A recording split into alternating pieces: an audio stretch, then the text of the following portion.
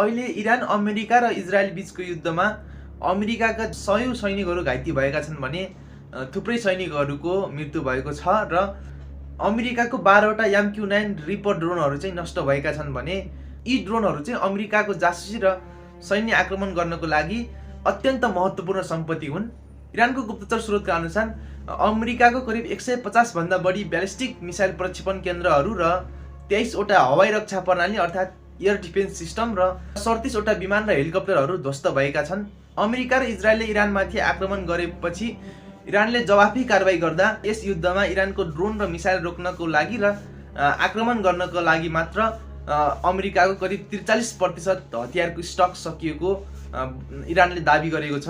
इजरायलतर्फ इरानी आक्रमणमा परि 15 जना सैनिकको मृत्यु भएको छ भने दुईजना इजरायली सैनिकहरू लेबनानको हिजबुल्लाहसँगको लडाईँमा मृत्यु भएको छ र 12 जना इजरायली नागरिकहरू इरानी हमलामा परेर मृत्यु भएको छ भने 2000 भन्दा बढी इजरायली नागरिकहरू घाइते भएका छन् र अहिले उपचारपछि उनीहरू घर फर्किसकेको बताइएको छ। यो संख्या बढी पनि हुन सक्छ किनभने युद्धको क्रममा भौतिक तथा मानवीय क्षतिलाई घटाएर प्रस्तुत गरिन्छ।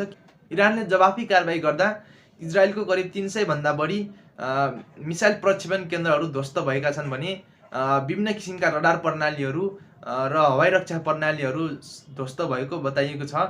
त्यति मात्र नभएर इरान समर्थक ह्याकरहरूले अमेरिकाको ठुलो मेडिकल कम्पनी स्ट्राकर्समा साइबर आक्रमण गरेर त्यहाँ भएका डाटाहरू डिलिट गरेपछि उक्त कम्पनीलाई करिब $8 अर्ब को क्षति भएको छ।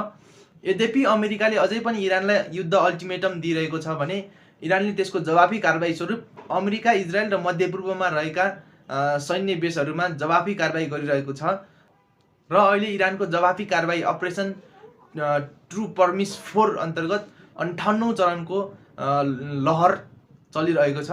हस्त मित्रहरू, तपाईलाई आजको यस भिडियो कस्तो लाग्यो?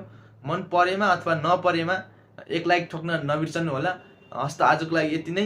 जय देश, जय नेपाल।